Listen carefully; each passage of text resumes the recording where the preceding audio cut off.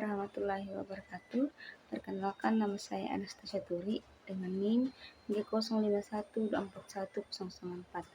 Nah, tujuan dari video ini yaitu saya akan menjelaskan itu unit terkecil dalam kehidupan. Nah, apa itu sel? Sel adalah unit terkecil makhluk hidup yang dapat menjalankan fungsi kehidupan. Sel merupakan struktur yang kompleks dan terorganisir dengan berbagai bagian yang bekerja sama untuk mendukung kehidupan. Sel memiliki bentuk dan ukuran yang beragam. Nah, sel itu memiliki beberapa jenis-jenis. Itu secara umum, sel dapat dikategorikan menjadi dua jenis, yaitu sel prokariotik dan sel eukariotik. Nah, apa bedanya? Mari kita simak penjelasan berikut ini. Ini adalah sel prokariotik adalah sel yang tidak dimiliki membran inti dan organel yang terkait membran, contohnya bakteri. Nah, ini adalah contoh gambar contoh sel prokariotik. Nah, yang kedua itu sel eukariotik. Nah, sel eukariotik adalah sel yang memiliki membran inti dan organel yang terikat membran, contohnya hewan, tumbuhan, jamur, dan protista. Nah, ini adalah gambar sel eukariotik. Nah, kita akan menjelaskan perbedaan sel tumbuhan dan sel hewan. Sel tumbuhan dan hewan mempunyai banyak sel dalam tubuhnya yang berperan untuk mempertahankan keberlangsungan hidup, meski sama-sama makhluk hidup. Terdapat perbedaan sel untuk sel tumbuhan dengan sel hewan. Nah, perbedaan utama keduanya ada pada letak dinding sel, sebab dinding sel hanya dimiliki tumbuhan, sedangkan pada hewan tidak ada. Sel itu memiliki beberapa struktur dasar. Yang pertama, dinding sel. Dinding sel adalah struktur kaku luar membran sel terbuat dari selulosa, hemiselulosa, dan lignin. Nah, fungsi dari dinding sel itu memberikan kekuatan, bentuk, dan perlindungan tambahan terhadap tekanan osmotik serta menjaga kestabilan struktur tumbuhan. Nah, ini adalah gambar dinding sel. Yang kedua itu yang kedua, inti sel atau nukleus. Inti sel adalah struktur berbentuk bulat yang dikelilingi oleh membran inti dan berisi materi genetik atau DNA.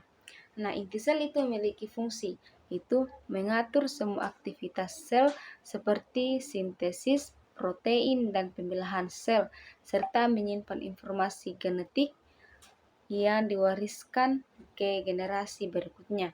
Nah, ini adalah contoh dari inti. Ini adalah contoh gambar dari inti sel. Nah, yang ketiga itu membran sel. Membran sel adalah lapisan tipis yang terbuat dari fosfolipid dan protein yang mengelilingi sel. Nah, fungsi dari membran sel itu berperan sebagai pelindung sel dan mengatur keluar masuknya zat seperti nutrisi, ion, dan produk limbah.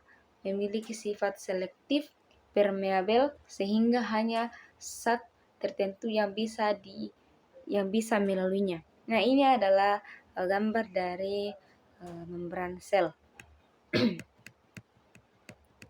Yang keempat itu retikulum endoplasma. Retikulum endoplasma adalah jaringan membran yang berbentuk saluran-saluran di dalam sitoplasma.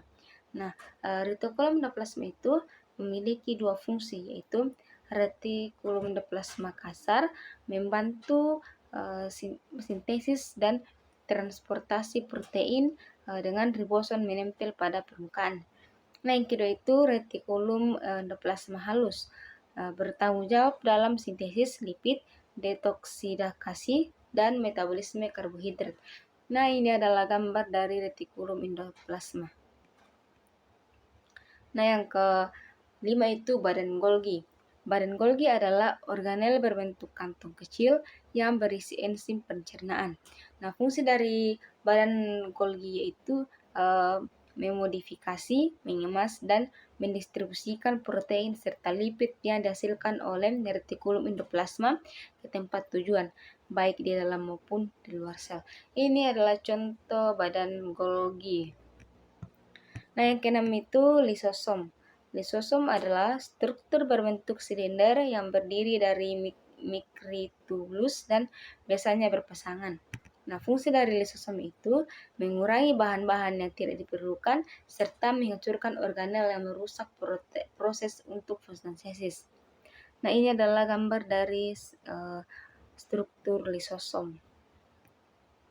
Nah, yang ketujuh itu sentrosom. Sentrosom adalah organel sel yang berfungsi sebagai fungsi khusus mengatur mikrotubulus dan pembelahan sel. Nah, fungsi dari sentrosom itu, sentrosom memainkan peran penting dalam mengarahkan dan mengatur pengangkutan organel termasuk mitokondria, vesikel yang mengandung enzim, kompleks makromolekul, dan lainnya. Ini gambar dari sentrosom. Nah, yang kedelapan itu plastida. Plastida adalah organel yang hanya dimiliki oleh tumbuhan. Nah, fungsi dari plastida itu yaitu sebagai organel utama penyelenggaraan proses fotosintesis. Nah, ini adalah contoh gambar dari plastida. Nah, yang kesembilan itu vakuola. Vakuola adalah ruang besar berisi cairan atau getah sel yang dikelilingi oleh membran tonoplas. Fungsi dari vakuola ini itu menyimpan air, nutrisi, zat dan sisa metabolisme dan senyawa tertentu seperti pigmen. Vakuola juga membantu menjaga tekanan turgor untuk mempertahankan bentuk sel tumbuhan. Nah, ini adalah gambar dari struktur vakuola. Nah, yang ke-10 itu periksisom. Nah, periksisom adalah organel terkecil yang mengandung enzim oksidatif, yaitu berfungsi sebagai berperan dalam detoksifikasi racun dan pemecahan asam lemak menjadi molekul yang lebih kecil untuk digunakan dalam mitokondria. Nah, ini adalah gambar dari periksisom. Nah, yang ke-11 itu plasmodesmata. Plasmodesmata adalah saluran kecil yang menghubungkan dinding sel atau sel tumbuhan dan sel lainnya. Fungsi dari plasmata itu berperan dalam detoksifikasi racun dan pemecahan asam lemak menjadi molekul yang lebih kecil untuk digunakan dalam mitokondria. Nah, ini adalah gambar dari plasmodesmata. Nah, jadi struktur dasar sel itu memiliki 11 struktur. Nah, kita akan masuk dalam kesimpulan. Nah, kesimpulan dari